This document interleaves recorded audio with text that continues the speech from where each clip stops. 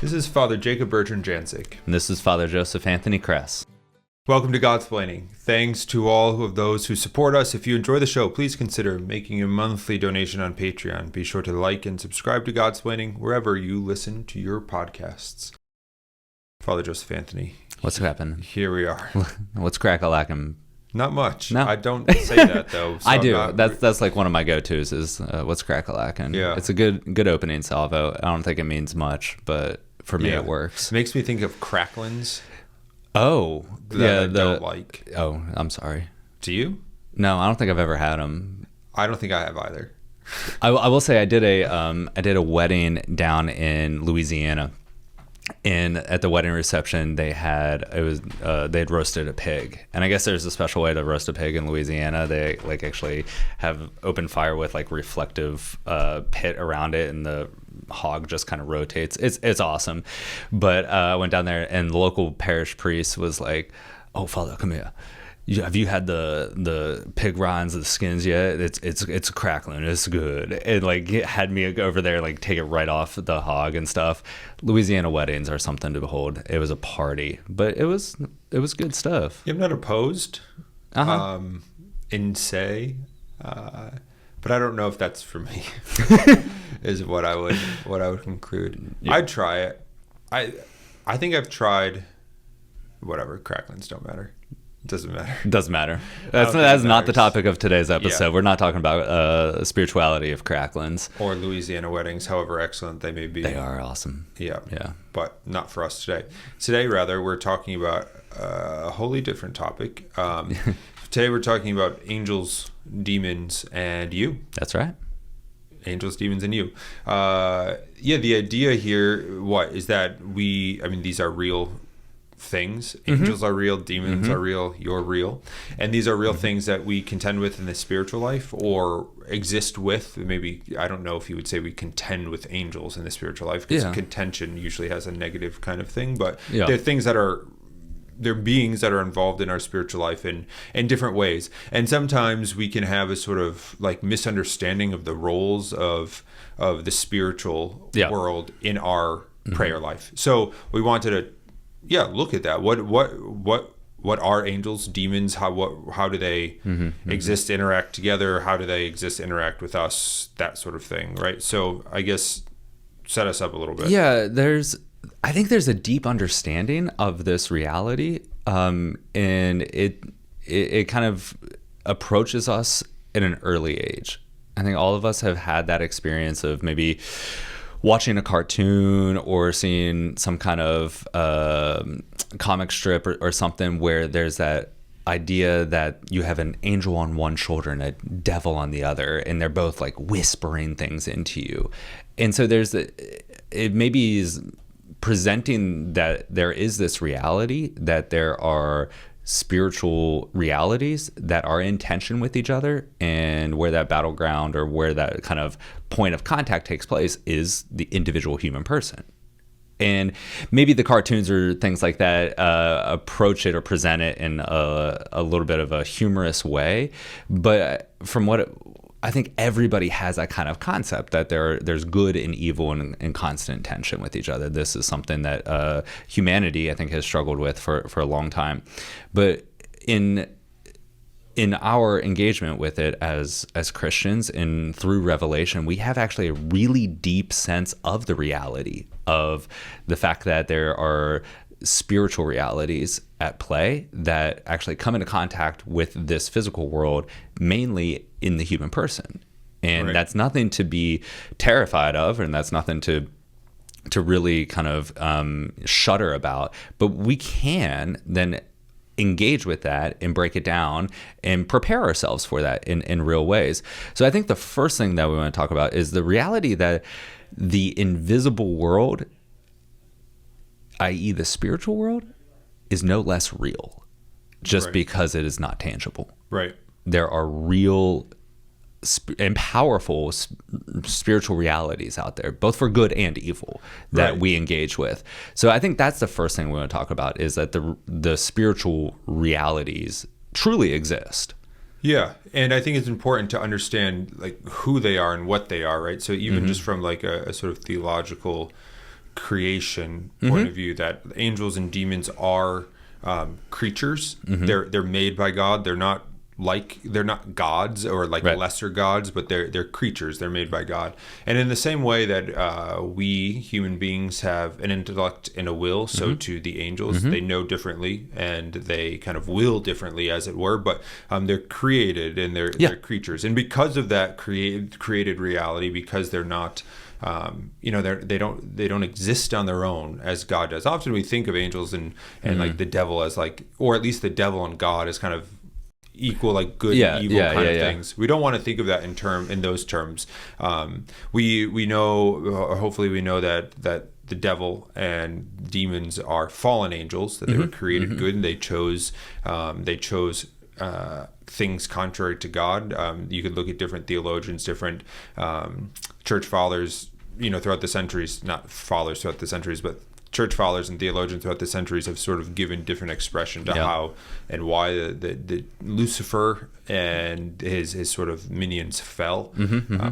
Fine, but I think the point to hammer home here is that these are creatures, who are created by God in this sort of hierarchy of creation, and because of that, that comes to bear on their interaction with one another and with us. Yeah, and that's a really, really important thing to see, that they too are creatures.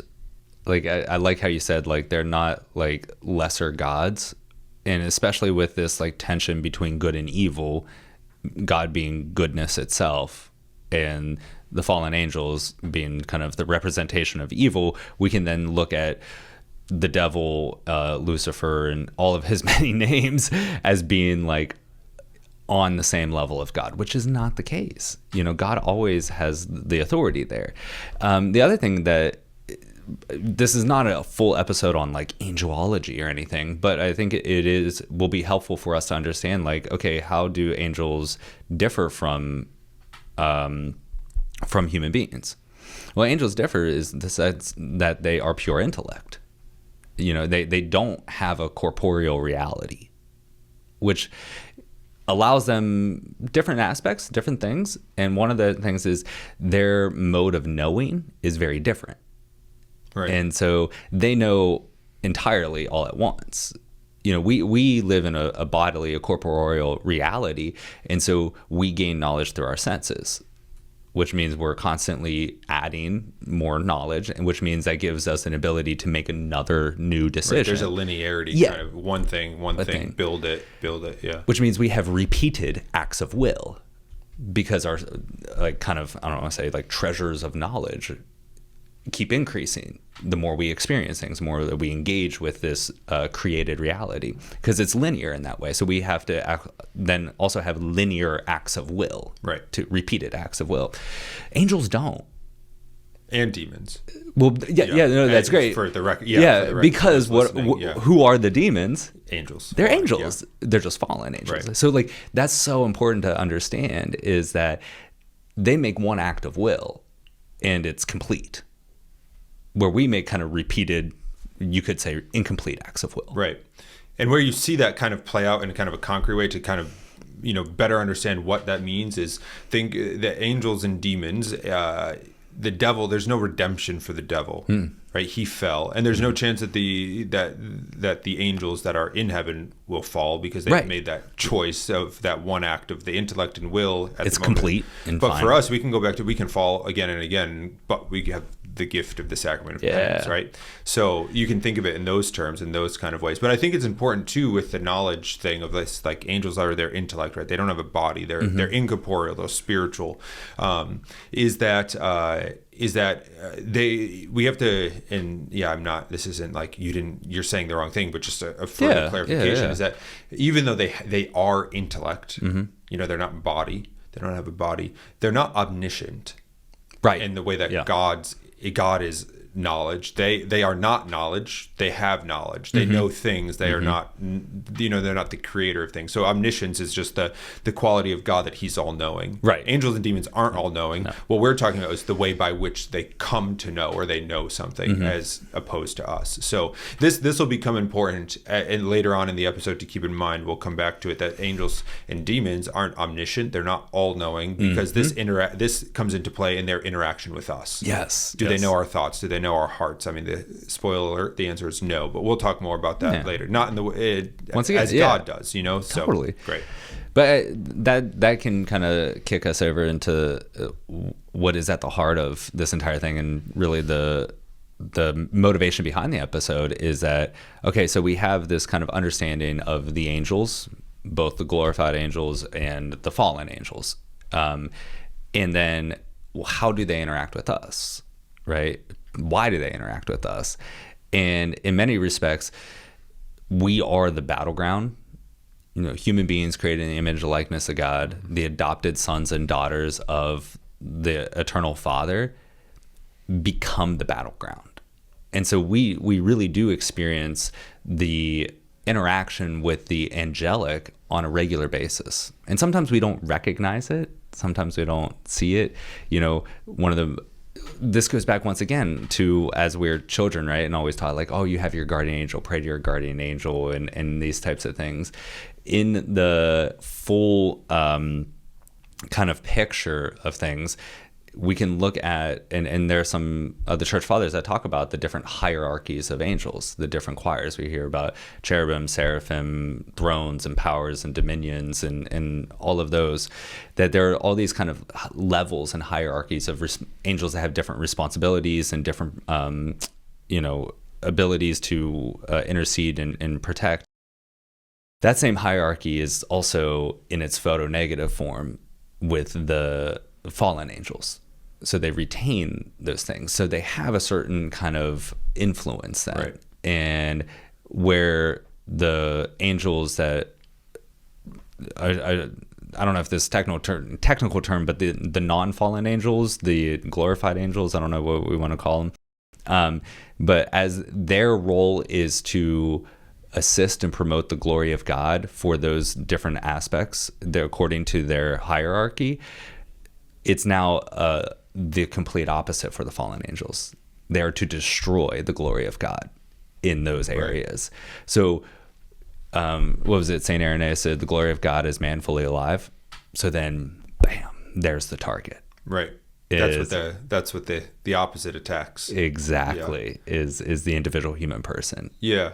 And that's not something that, like, you say, that we say as a sort of like scare tactic of like, no, oh, there's somebody, like, they're not boogeymen. Demons aren't boogeymen, but they are real. Yeah. And they are real. And they try to bring others into their own misery. And really, you know what? Hell is simply the absence of God, but most especially the realization of the absence of God. Yeah. Like, you know that you don't have God in that sort of way. And the devils, in their sort of jealousy and rage and anger, want to bring others there. Fully alive on one end, fully dead on the other end, and divorced from God, that sort of thing. The Second Vatican Council says this about Christ, right? That Christ fully reveals man to man himself. That it's these themes, these truths really come up throughout history of that. Like, it's in union with Christ that we are, like, that we're fulfilled. And you see this in the early church, you see this in the contemporary church, these ideas. And in the spiritual world, it's the angels who are assisting, as you've explained, from their different levels in the hierarchy of angels. They're assisting in various ways to manifest God's glory, to protect us in our pursuit of that glory, those sort of things. But like you said, the photonegative is just the opposite. That the Lucifer, Satan, with his minions and demons, and are trying to do just the opposite, to hide the glory of God and to take us from it. So how do they do that, right? How do they hide the glory, or how do they take us from that glory? Well, is to tempt us to sin. Right. Like, that's their tactic. They're a one-trick pony.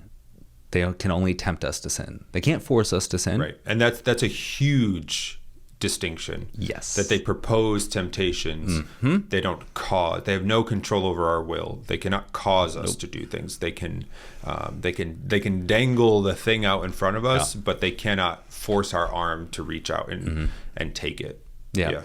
And their their powers of motivation, if you will, or temptation, or they can be very effective at what they do. And they, one of the things that I keep kind of making these allusions to, like a battleground or the battle to this, because I do firmly believe that it is a battle, and good kind of battle tactics is to surround and encompass your target, to besiege them, cut them off from all sources of life, right? Cut them off from food sources, water sources, and make their life so miserable that they surrender.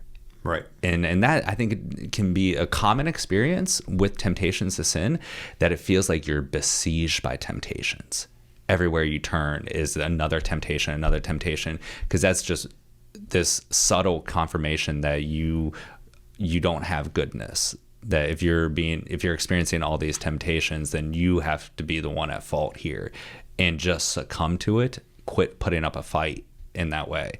But that's on kind of how the tactics. But one of the goals I want to get back to is that the goal of every demon is to simply propose temptation so that the individual will sin. Right. And thus, in sinning, lessens the glory of God and cuts themselves off from union with Christ. Right. That's the devil's objective here. Right. And the sort of as you're describing this temptation thing,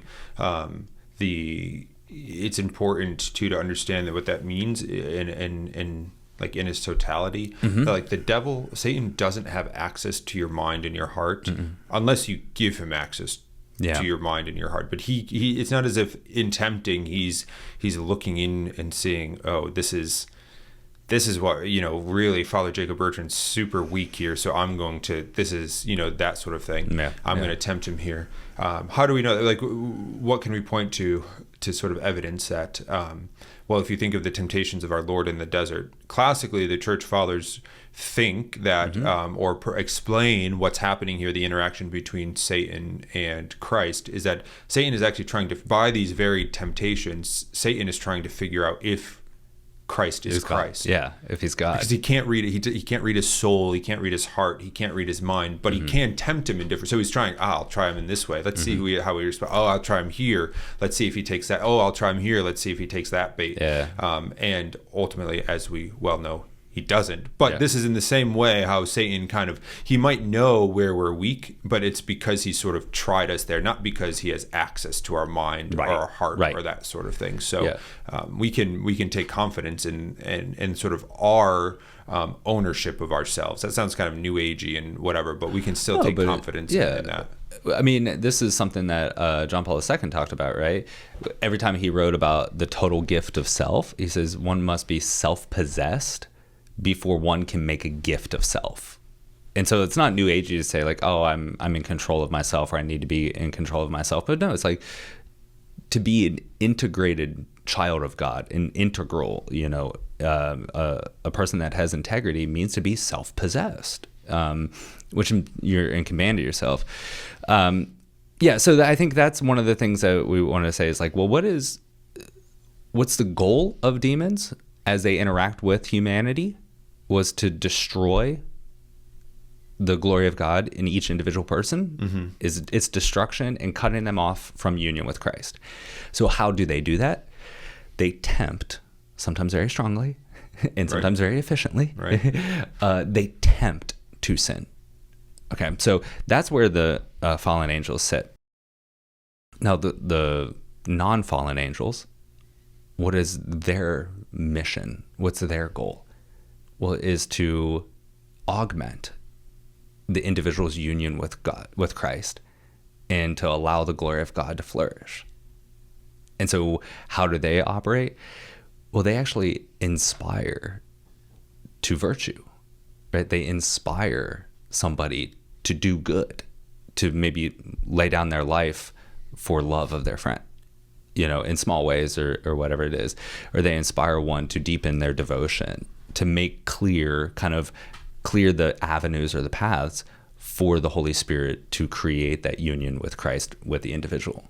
So just as we talk, and sometimes it's a little juicier to talk about like the tactics and the motivations of the fallen angels, I don't want to overlook the tactics and the motivations of the good angels too. Right. And just as too, in the same breath, just as the demons fight and like wage war to destroy, so too do the angels fight and wage war so as to protect. To protect creation, to protect all, but also to protect us, individual. You know, we can read of this, like in the book of Revelation, the story of the apocalypse, and you know the angels are sent out to wage war against Satan and all his evil spirits who prowl about the world seeking the ruin of souls. Right? They're sent out with Michael at the head, leading the charge. So it's not. Sometimes we might think, okay, the demons.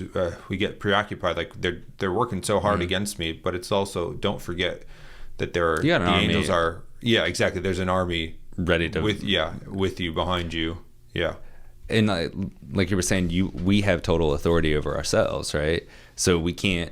The angels don't, have these insider thoughts and manipulate interiorly unless we give them permission to do that.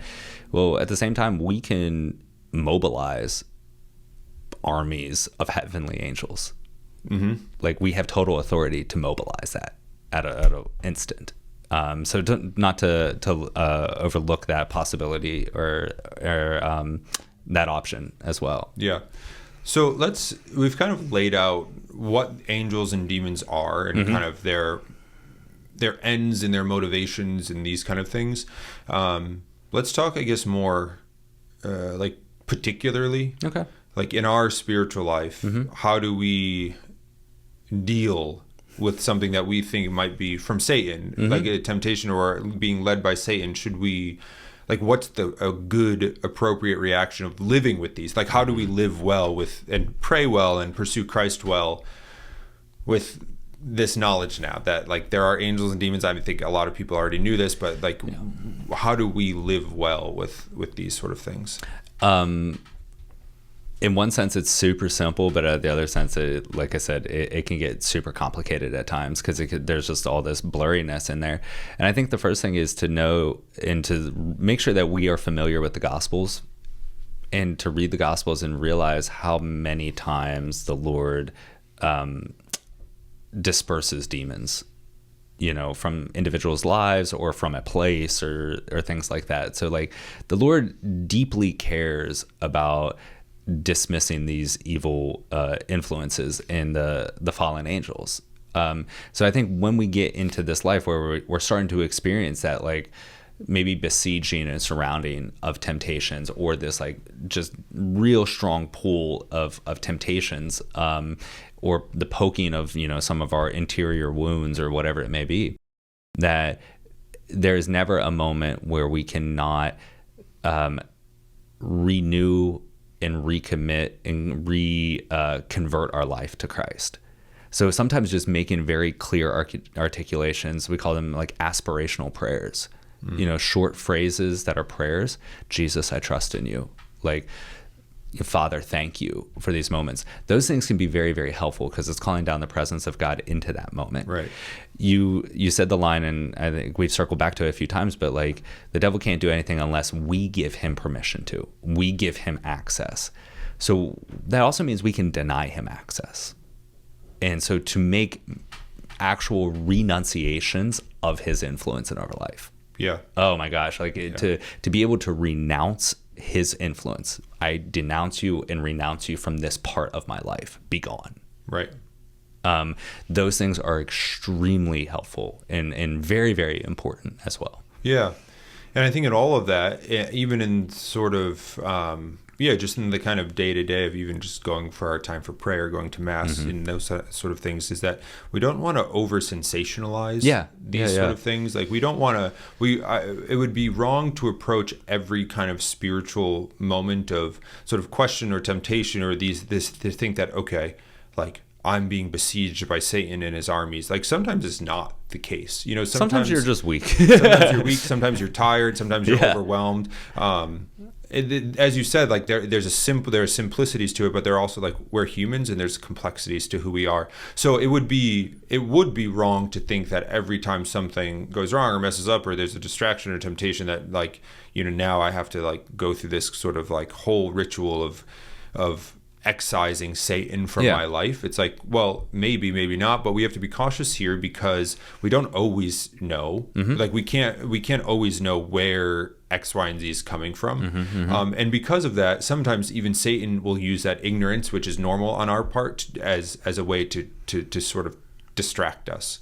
Yeah. Because the end of Satan is to turn our eyes from God. Yeah. You know, and even just sometimes allowing, like there's a sort of, like we can talk about sins of commission, right? Things that we actually do. So like if I don't know, hit you unjustly, like that's a sin of, I committed an act, you know, a sin. But there are also sins of omission. Like if I should have spoken up in defense of the faith or said, you know, like I didn't do something. And Satan also distracts us by committing things, commissions, like tempting, but also by omitting, by sort of allowing us to sort of fester or be distracted.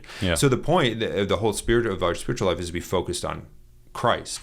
And sometimes if we over sensationalize, like this is always about Satan, this is always like this sort of, it's like, well, we kind of need just to chill and reorient our focus sometimes, you know?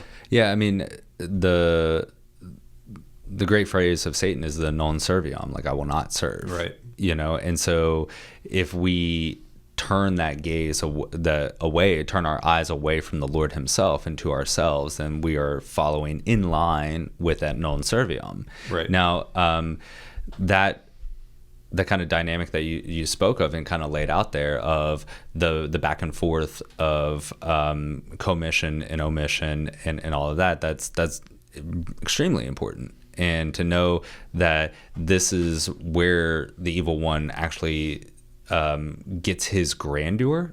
And I think this is something too that we should be a little, maybe a little weary of, that we give his influence, the evil one's influence, maybe a little too much stage time. And I don't mean this, once again, we opened up this entire episode talking about like how real these realities are. But we can give him so much kind of like clout and like personality that he becomes so much more majestic and influential and, you know, juicy and important. And sometimes it's okay just to kind of be a little dismissive. You experience a temptation. Okay, I don't want that. Jesus, I commit myself to you. And it kind of takes his legs out and stuff, like, oh, I need to be in battle mode, because it's like, it's just a simple temptation. Look how the Lord interacted with him, was very matter of fact, frank, be gone. This is about the Father's will. Like that, it was simple. Here's the truth. Here's the truth. This is that. And I think sometimes like he thrives on that kind of glitz and glamour and the sexiness of sin and all that. And it's like, no, that's stupid. I choose Jesus. Be gone. And that's it. Move on. Done and done. Be done with it. Be done with him. Be done with it. All of the above. Okay. So we've talked about angels, demons, their roles, who they are, what they do, how to handle them a bit. So any last kind of closing thoughts on how to approach and live and handle him, Satan, well? I think kind of the matter of fact and the straightforward interactions, right? I do not want to encourage people to dabble in the evil one and his works. It is dangerous. Okay, we see this as priest. We see this on the kind of the outcome. It is very dangerous. Do not dabble with the evil one. Do not open the door. Do not test the waters with other spiritualisms and things like that. No. Don't dabble in that. It is dangerous. But to know that you are a child of God and you can always recommit and make that affirmation for your life with union or in union with Jesus. And that being said, get familiar with your prayer, with your guardian angel. Make prayers to your guardian angel on a regular basis. Build up that relationship. That's my advice. Don't dabble with the evil one in any sense, any other spiritualities, and build up a strong relationship with your guardian angel, because he's going to help you get closer to Jesus. There you have it. Done. Great. Love it. Satan. Done. Over. Jesus. Victory. All right, all. Thanks for tuning into this episode. Hopefully you found it helpful. Feel free to share it with somebody else, have conversations about it, those sort of things. Please follow us on Facebook, Twitter, Instagram, like us, subscribe on YouTube or your podcast app, leave a 5-star review. That's all super helpful for us. If you'd like to contribute and donate to Godsplaining, you can do that through Patreon. Follow the link in the description or the show notes. And also in the show notes, you'll find links to our shop where we have Godsplaining merchandise and other information on upcoming Godsplaining events, pilgrimages, retreats. So check all of those out. Stay on top of that. As always, thank you for tuning in, for listening, for praying for us. Know of our prayers for you. And until next time, God bless.